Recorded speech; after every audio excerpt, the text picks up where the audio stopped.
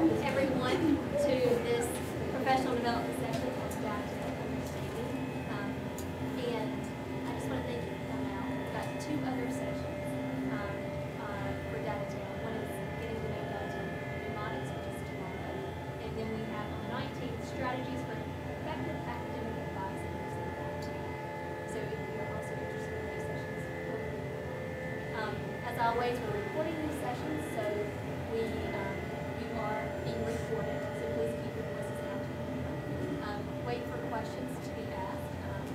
And if you have any other questions, feel free to raise your hand. Those on the other campuses, I'll be monitoring, so if you want to raise your hand, I'll try to get to you as soon as possible. Also, for those that may not been able to attend today, these are being recorded, so they're going to be available on the Whiteboard site. And in order to get there, get HR/professional development. And it's the 2015 Spring Professional Development Calendar.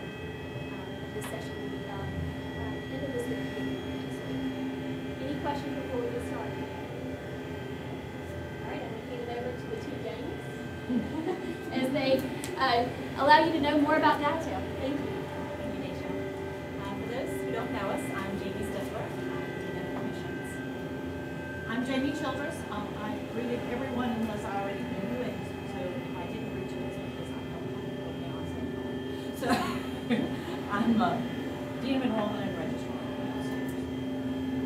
Just to go over the agenda that we have for today. Just going to do a brief overview of the DataTel system, give you a few tips, and then tell you how we use DataTel for certain areas. Those areas being prospect, applications, placement testing, financial aid, registration and payment grades, and graduation. So it's more from the student services perspective.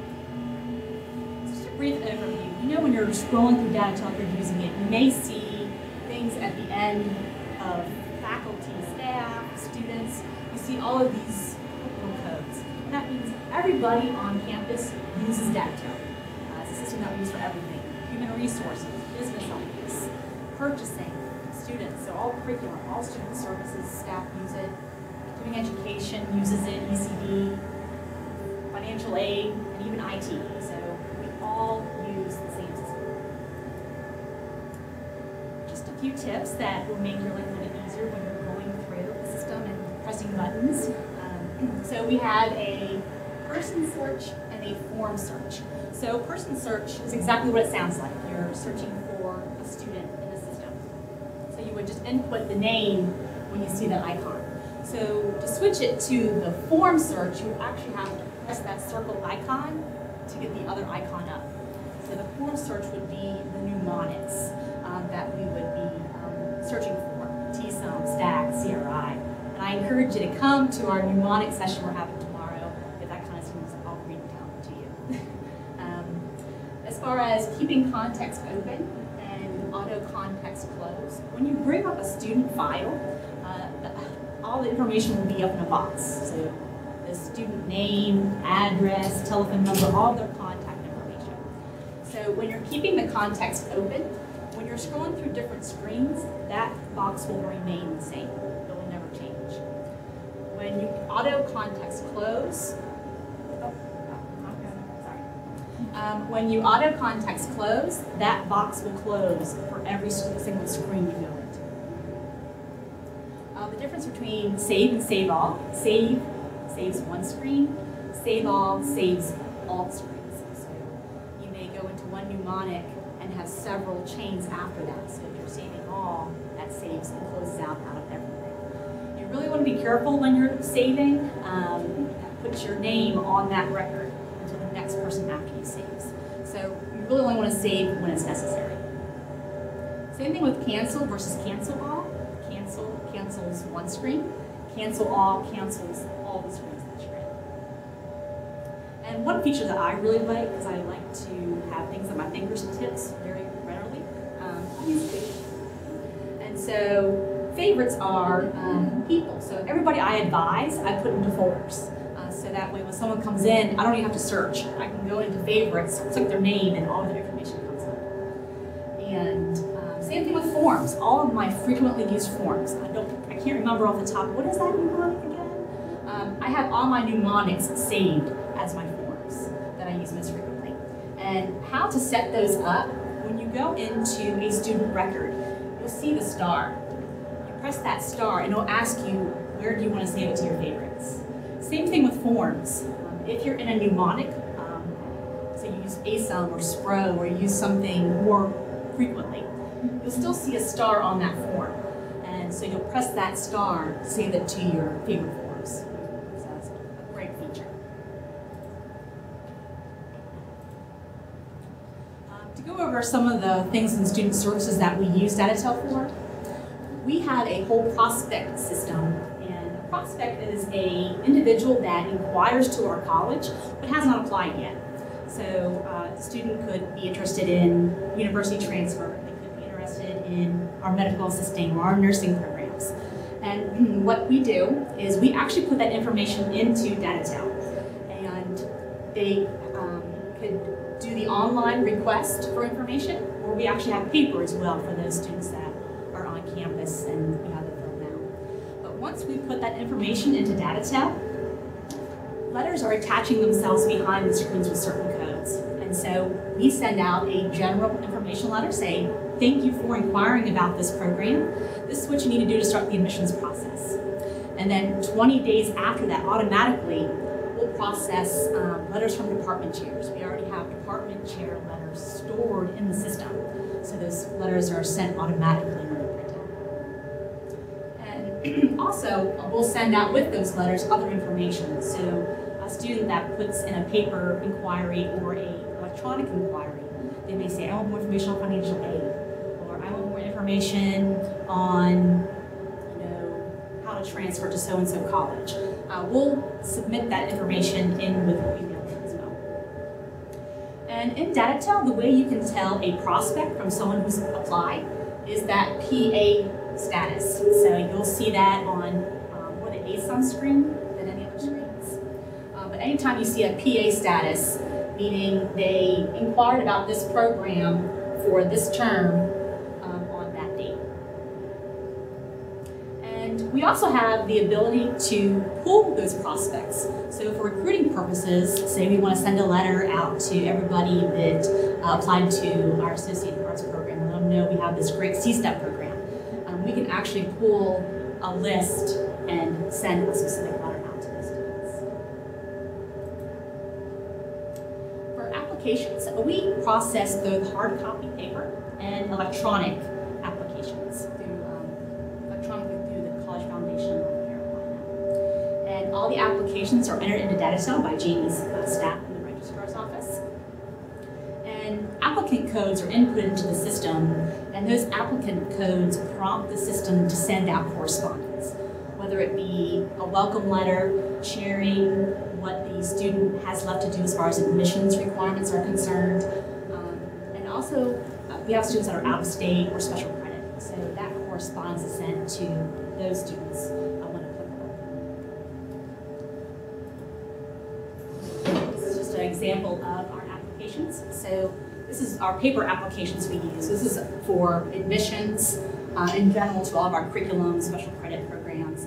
And then we have a specific one just for our dual enrollment career and college promise high school programs. The electronic applications, they can be accessed one of two ways.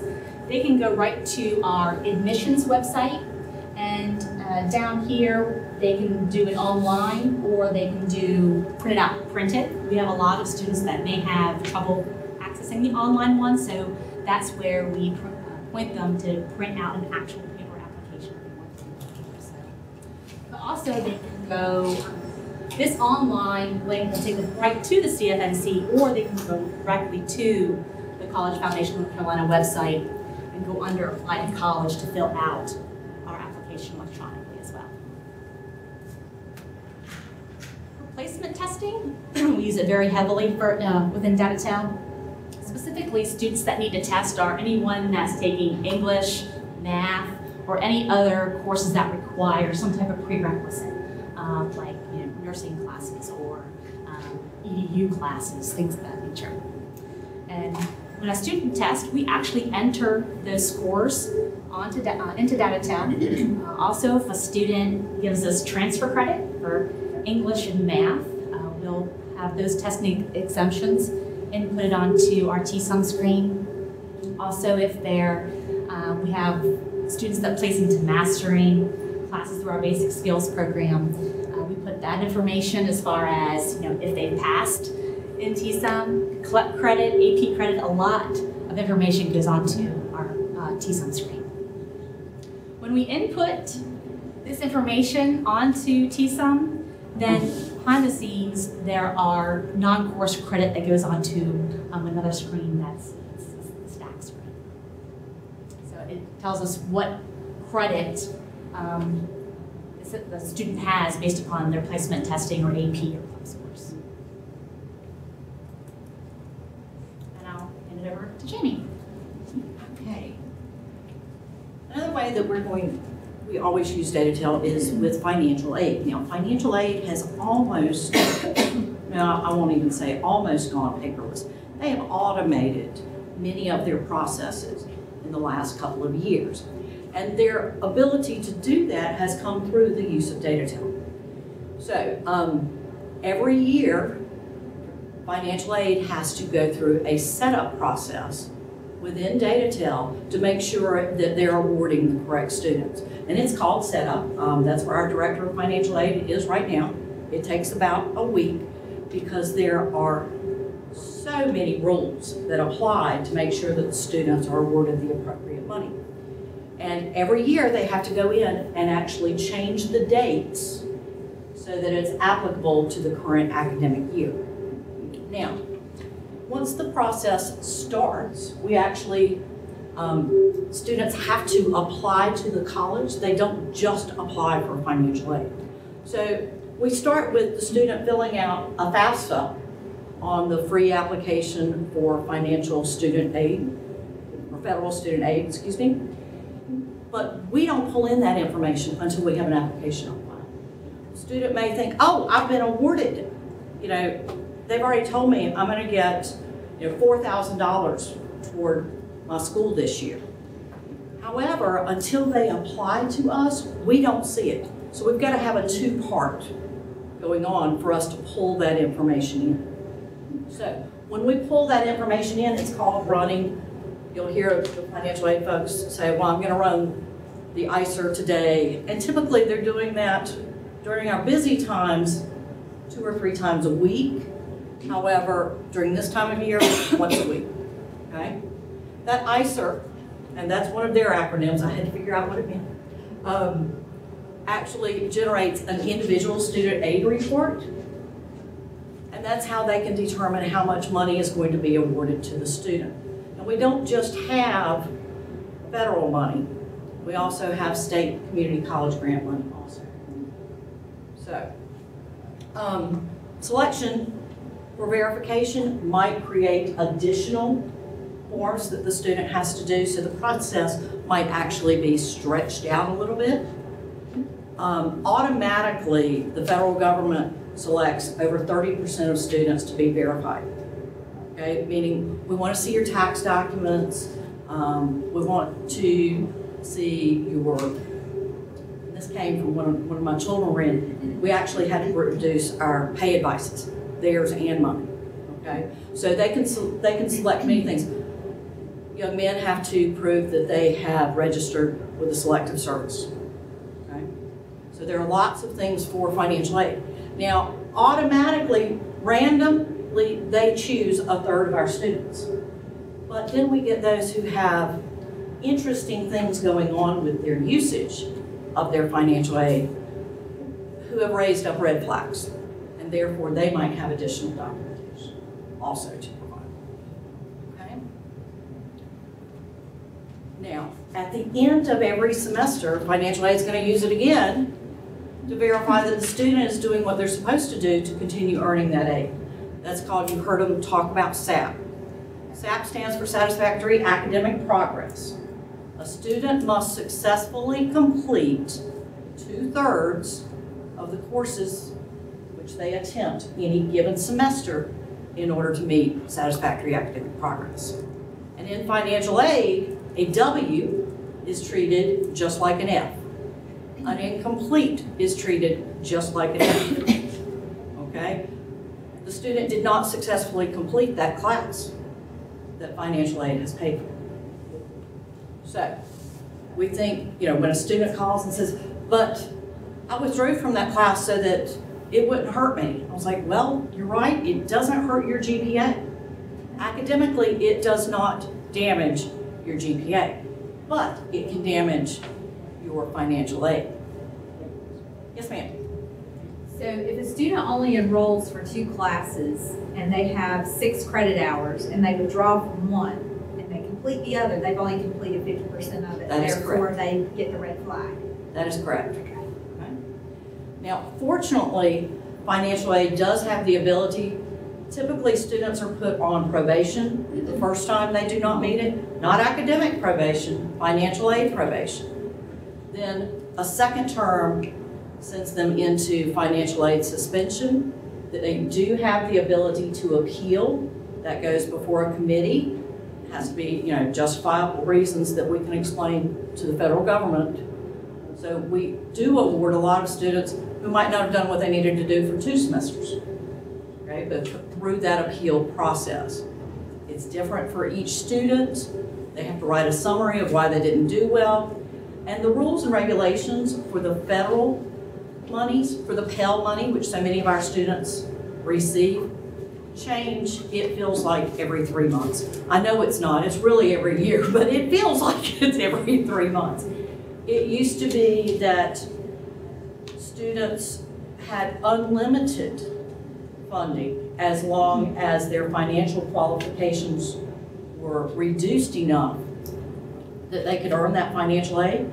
But 3.5, 4 years ago, 5 years ago, they said, wait a minute, you should be able to finish a 2-year degree and go get a job in, let's say, 18 semesters. That's 9 years, right? Okay, so we have to finish that.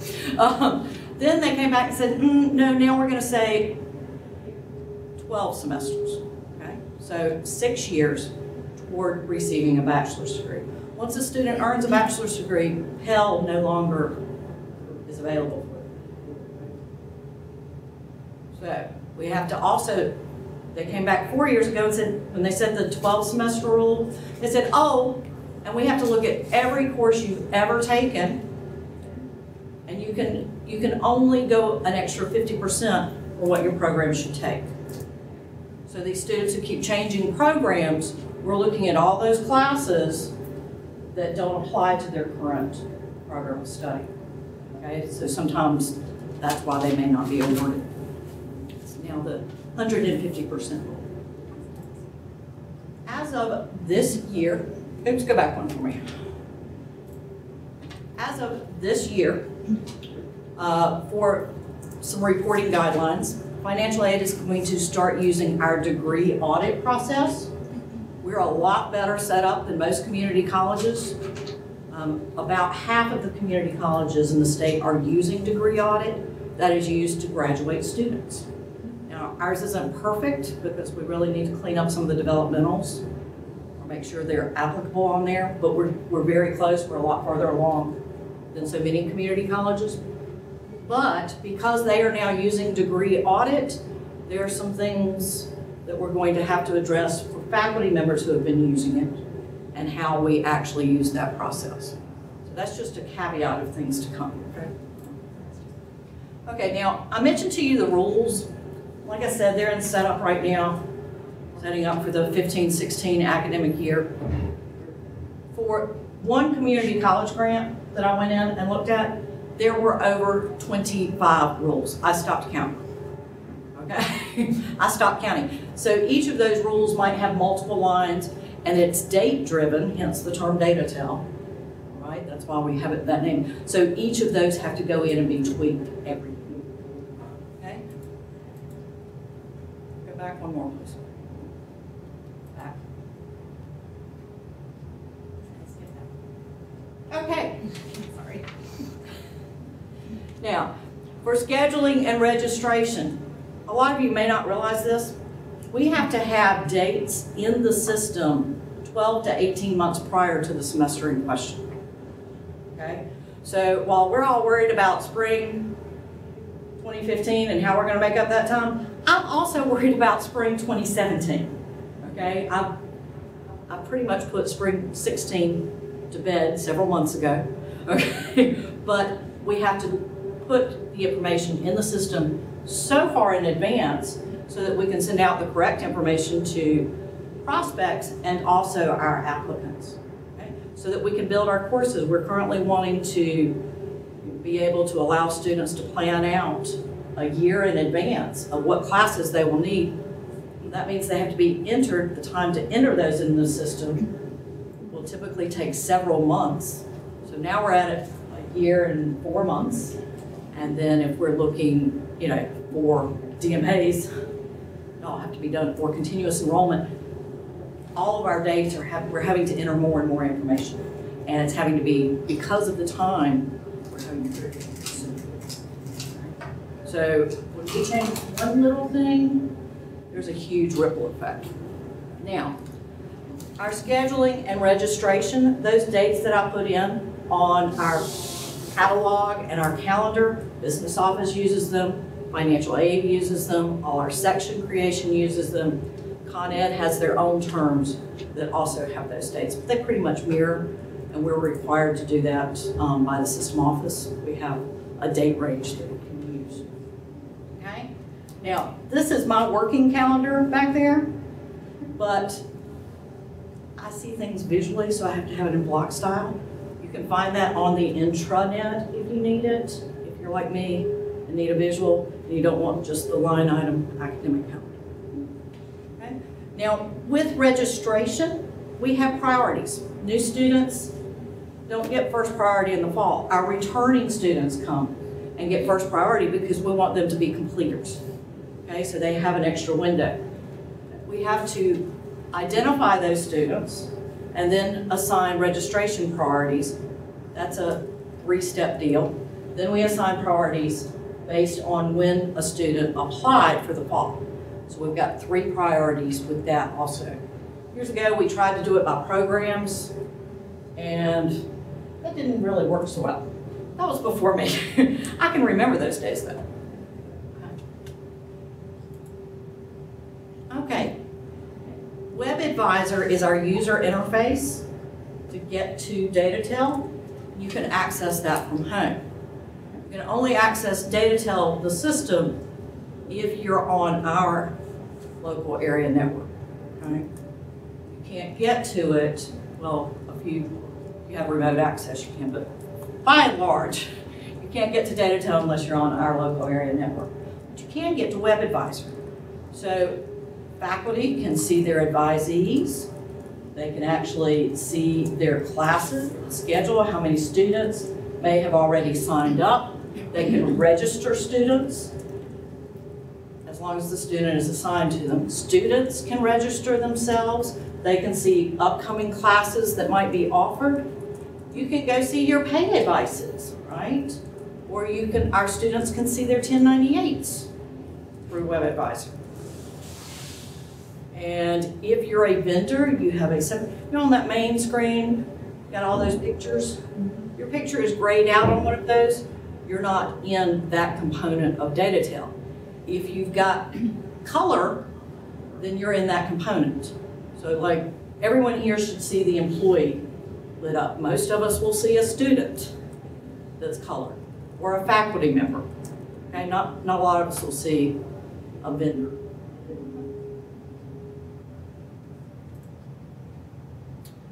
We use DataTel and Web Advisor for payment. Students can pay through Web Advisor.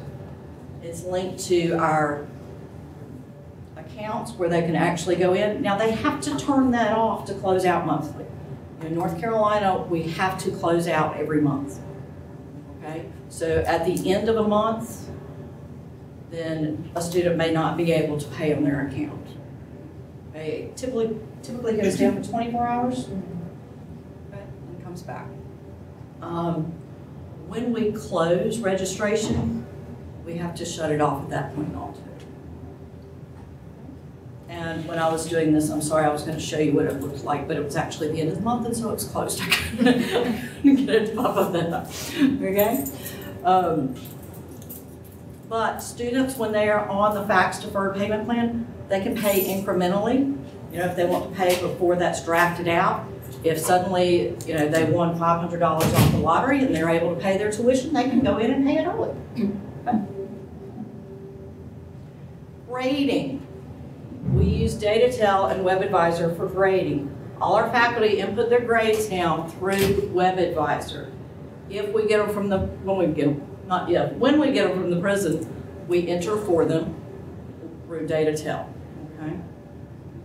It used to be that we didn't have this availability, and so we keyed all grades in, but the fact that faculty are now keying in their own grades makes the turnaround for graduation. We can now have graduation within 2 to 3 days after the semester ends, if all grades are in. If we have any outstanding grades, then we can't verify and can't graduate students. Until we verify grades, financial aid can't run staff.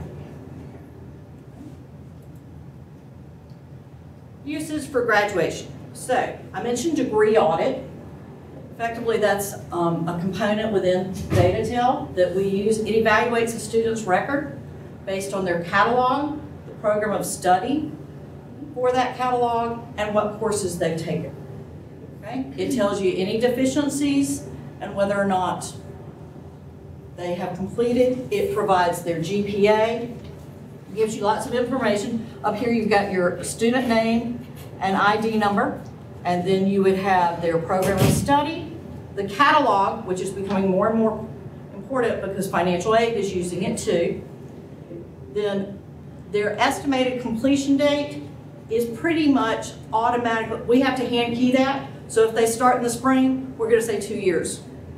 So spring in 2 years. Really doesn't work that way because if they start off cycle, a lot of times going to be 2.5 years, but for the data entry folks, they're just adding 2 years to whatever the start term is. Okay?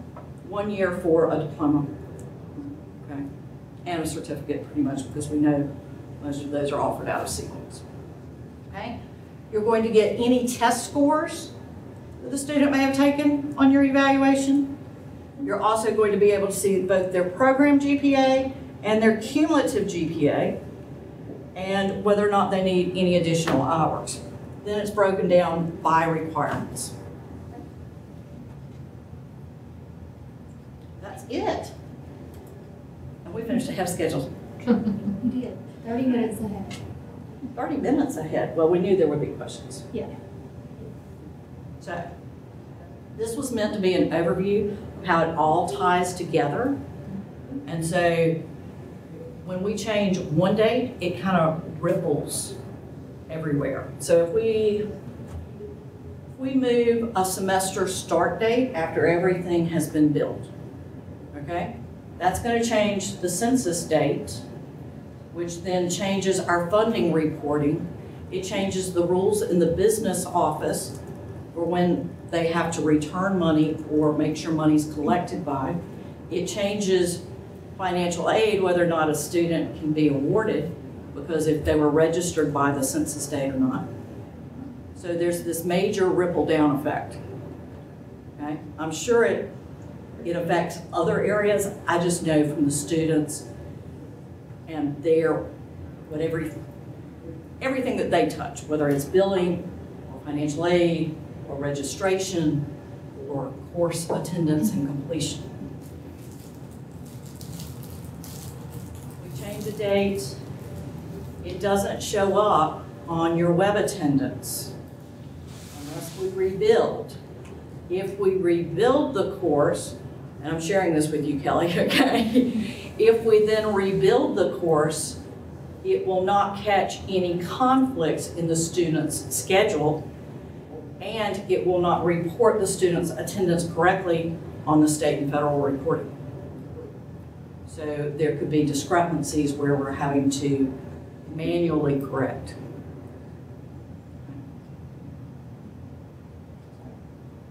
Do any of you have any questions? Yes, sir. So because we're in outreach, so we're out there recruiting and we're having new and prospective students. Is there a preference as far as your department is concerned, whether they do the online or the paper? Funny you should ask that. There's been a new state mandate that is requiring residency to be uniform. We all follow the same laws, but some of us follow them differently. Okay. So, because of that, in order to make it egalitarian throughout the state, whether it's a 4-year or 2-year, all residency is getting ready to be determined online. That's not convenient for our students, for a lot of them. However, there's not going to be a choice. Okay? Now, that then begs the question, if they're going to have a residency portion that must go through CFNC online, why not do the whole application? Okay. So, interesting question right now. I would love to tell you that it's easy when we bring them in online, and we download every day. Every day the college is here. So we missed a couple weeks, or only got 1 day away for a couple weeks. But even when we download from CFNC, it's about a 14-step process if there are no errors. And then for every application we pull in, because we do not have document imaging yet, it's coming, we then have to print that and put it in the student file. Okay, so we're printing a PDF, and then we take that PDF, and I know this surprises you that a computer program would have errors, but it does. And a lot of them relate to residency.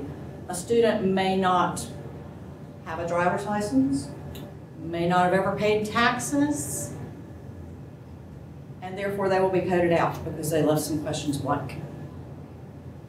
And that's one of the reasons why I asked that question, because most of the perspectives that we're dealing with are high schoolers. So we're not getting many adults. And so they don't even understand those questions, and they leave them blank. So what we have found, and I have found in the past, is I started that application, but I didn't understand a lot of questions, and I left it blank. And I'll say, well, while I'm sitting here with you, let's complete the paper one. Does that create a conflict for you now because they may have started it, or does it only show up on see if it's completed, or what do you see? Yes, we will only pull it in if it's completed. And every semester I go in and change those parameters on CFNC and the bounce back email they get that tells them about late registration and all of that. But it will only pull it in if they're completed. We are looking at helping the state and piloting some changes with the dual enrollment program online. Their first go at it was a nightmare, and so I just turned it off. And so we've got a process in place handling 3 counties, 14 high schools, we're good. So, but is it faster to complete a paper out? A lot of times for the data entry folks, because they've got their process of here, here, here, and here.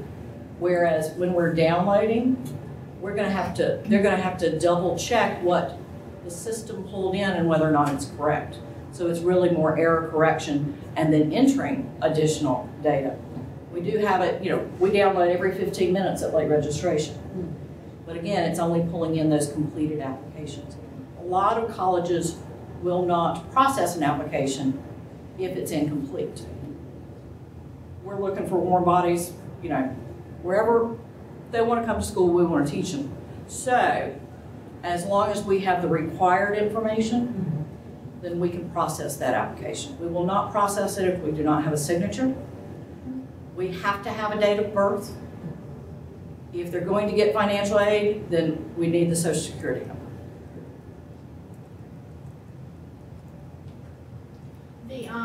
The directive that you mentioned about residency requirement to be done online now, where did that come from? Came from the state.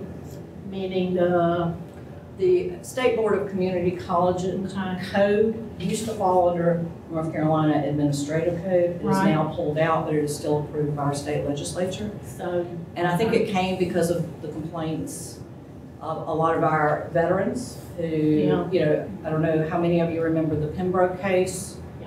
where the lady owned a house, but she still wasn't listing North Carolina as her home of residence, Yeah. because then she would have had to pay North Carolina taxes. And in Florida, she didn't have to. I was just curious if it was a legislative It is. directive or community college, and I It figured is, legislative. yes. And we actually, you know, the 16 senior institutions use the same laws that we use. Yeah, It's just. that is very different. Yes. Yeah. Yes. You know, and Jamie and I are more OCD about it a little bit than probably, because we're trying to follow what we're supposed to do. And until a couple of years ago, we didn't even have anything on the website about it. So, you know, I've got all the links out there, all of the information is out there, but we probably think more like the four-year institutions do, which is what we're supposed to do, because they're following it to the letter. Right. And it's the same law, so, you know, mom and dad live in Manhattan and, you know, bought a house at Nags Head, and Johnny's listing that as his home of residence, and he's going to Wellington. Well, that's probably a little far, but anyway, Yeah. you get the idea. And so they're paying $4,000 a semester rather than $20,000. But residency is also supposed to take into account the financial information. Can the student truly live in the state on their own, or is someone else supporting him? You know, can he really pay his tuition and his car payment? He doesn't work. So there are a lot of nuances, and it's, you know, it's a long training session too. Okay. Yes, ma'am. So, and I'm gonna miss tomorrow, I hate it, so I'm gonna have to watch it when it gets filled. So, when we're looking,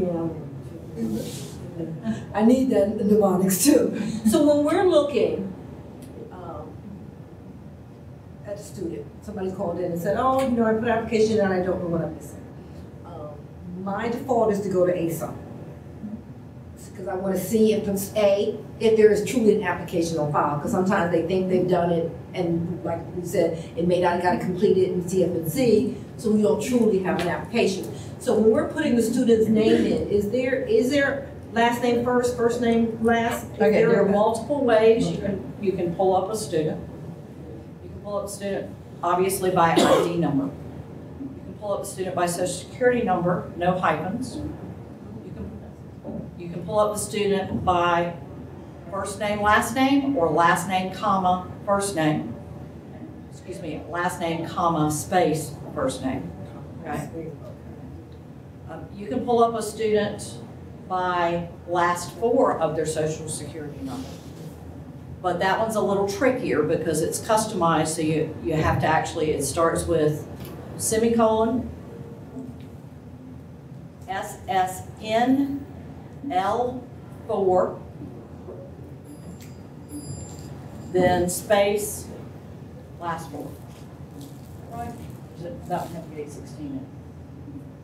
I don't use that one, obviously, okay? So don't use that one. I wrote it down, but I probably don't use that. Brent, by all means, double check with me.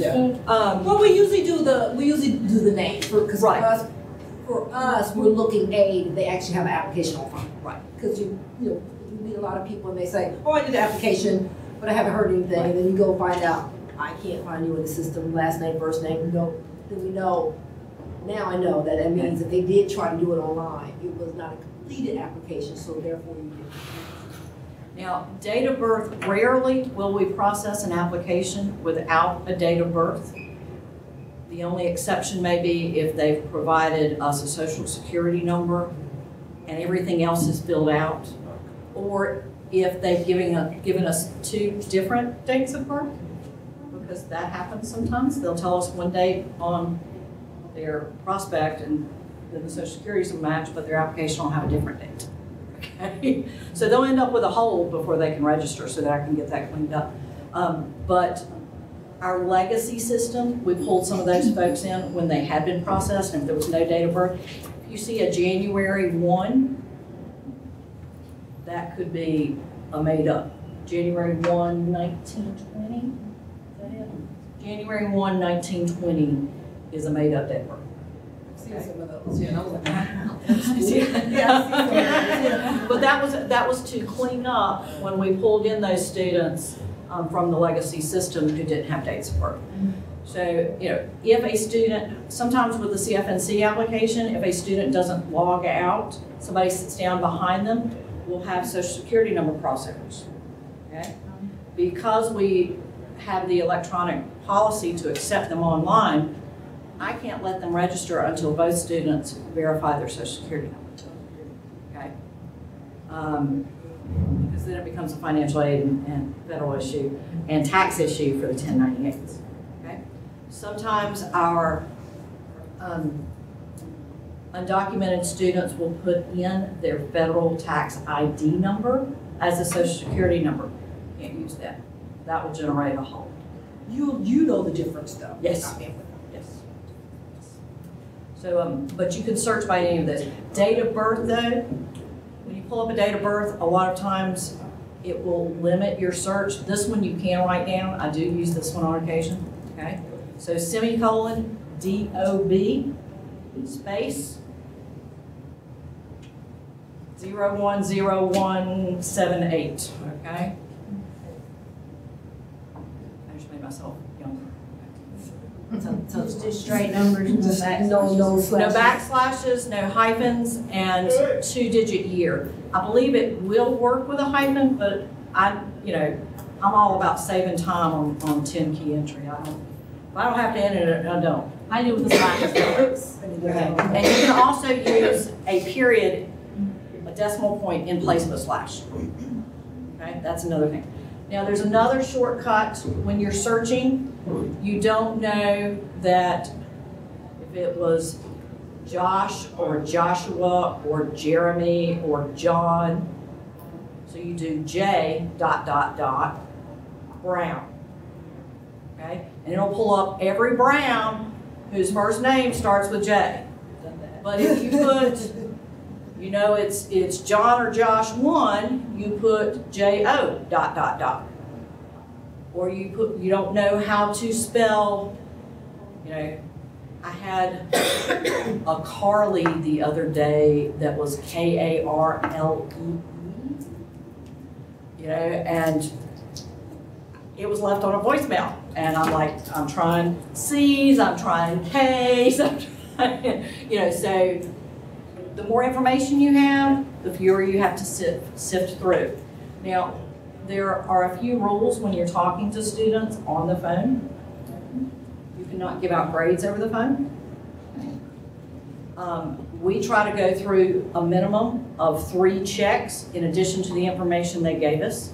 So name, student ID number, which they never know, social security number, okay, date of birth.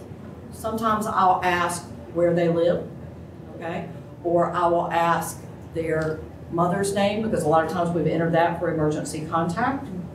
Or they can tell me their Blackboard login, okay, which is going to be first team initial, first 4, and last 3 of their student ID number, so they'll know that much. So we try to give, I try to get initial information to find them, and then 3 more pieces of information to verify. Now that we actually got you as a captive audience. So when, and guys, because we're in outreach, so I'm just talking from the outreach perspective. When a student has filled out financial aid and they put our school down as a code, they probably put other schools down as a code. And we may or may not have done an application.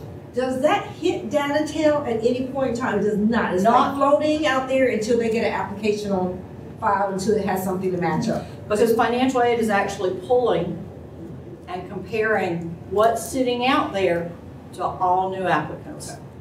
Okay? So it's almost like comparing to Save List, but it's really not, because it's on their site. So it's pulling in anybody new and then matching it up with any current or new student and then matching. So where's that, what happens when the student has now done our application, but when they did financial aid, we were not the school in their code? They have to go in and adjust their FAFSA application Okay, so to that's include our OPEID. Yeah. And then do we like flag you guys and say this student made the adjustments? Can we, I mean, how does? It should pull because they were already on file. And now they've listed our school, so it should marry the next time they run. Next time they do the one.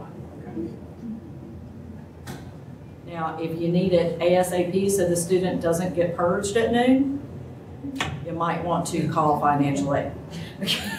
Or maybe not on that day. Maybe you want to walk over to financial aid. Okay? You know, all of our students, so many that we get, we want them, but we weren't necessarily their first choice. They hadn't really thought about what they were going to do. All their friends suddenly went away to school and, oh, I guess I better go to school too. So they're not as prepared. And so, yes, we do get a lot of last minutes and, you know, we all work to help them through. But that's why we have the continuous enrollment too with the 12-week or the second 8-week.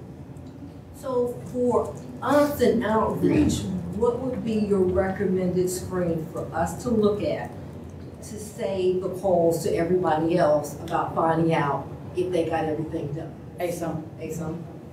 ASUM, and drill into your communication management there at the bottom. CRI? To look at CRI, and you can look at pending correspondence, IPC, or history, which is IPH or IPS. IHS, individual history, to see what letter's been mailed out. Okay? Because once we process those letters, they move from pending to history. Oh, Okay? When you're looking at CRI, we use those frequently. When I'm warning students, you're getting ready to get purged, you haven't paid, you know, I send an email, but I mark it on CRI. So the emails that are attached to those are the Cougar mails or their personals? Personal. So when they're doing the CFNC and they're doing the application, in school, when they're doing. Hey, I see me. See, I walked in, I got scared. Well, we've been in the high school and they're doing college applications on college day. They're making up emails just to get the application done and then. No, Excuse me. Right. Well, I'm ready for my seat. It's better, well, they have to have an email to use CFNC. Tell them to use their Gmail, or their Yahoo, or their Hotmail. Wait, or their you have to PNC. see it's my mask. Well, it's this camera. Wait. They can always go change it. They can't see. It bothers me, I can't see They my have to face. sign the signature. Because it's like, it's that camera. Picture and proof also, but to change an email. Excuse me, have I have a question. Yeah, I was gonna say that. Hello, ma'am. You know what? This is my black The email. What is this? School. You said I forgot And then they don't even know what the heck Hey, they I see me now. signed up for, so which means Can't they see gotta me. go back and check, which means they didn't get any notification. Oh, I see my head. Letters that. Wow. Sent Sure. to Yeah, you are. Squid. Dude, no, I was at Twitter today and this dude wrote on like the top, the tippy top of the whiteboard. So they shouldn't And use then Mail. it's like, They fill in should the use- blank. So I'm even if sitting there, they're using on their my receipt. tiptoes, and I can't even reach it. Take me off. Because they can always then change it. Ma'am, can you hear me? Ma'am? Use a new application as a.